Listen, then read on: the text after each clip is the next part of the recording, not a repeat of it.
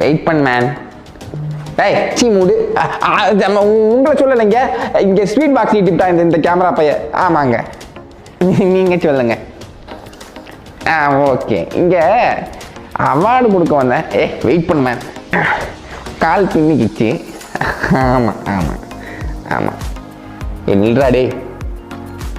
நீங்கள் சொல்லுங்கள் அவார்டு தானே, அப்புறம் கொடுத்துக்கலாம். ஆமாம் ஆமாம். போய் தொலையா? இல்லைங்க, தொலைவா போ அப்படிங்கிறத அன்பாக சொன்னேன். வெயிட் பண்ணிட்டோம், நீங்கள் பேசுங்க.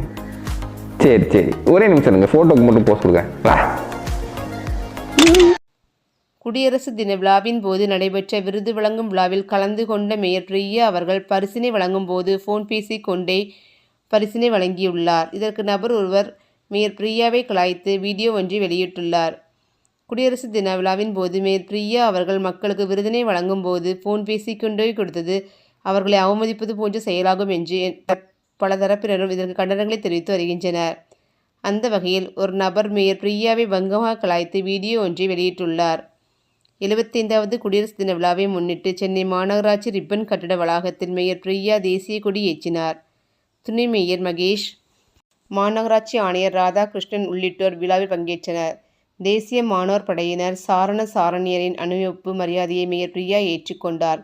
சென்னை மாநகராட்சியில் சிறப்பாக பணியாற்றிய 137 பணியாளர்களுக்கு பாராட்டு சான்றிதழ்களை மேயர் பிரியா வழங்கினார்.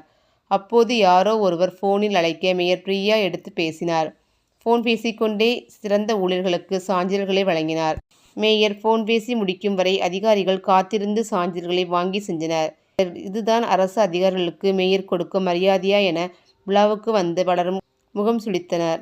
மேயர் அப்படி யாரிடம் பரபரப்பாக பேசினார், மேலிடமா இருக்குமோ என்று இணையவாசிகள் கருத்து பதிவிட்டு வருவதும் குறிப்பிடத்தக்கது.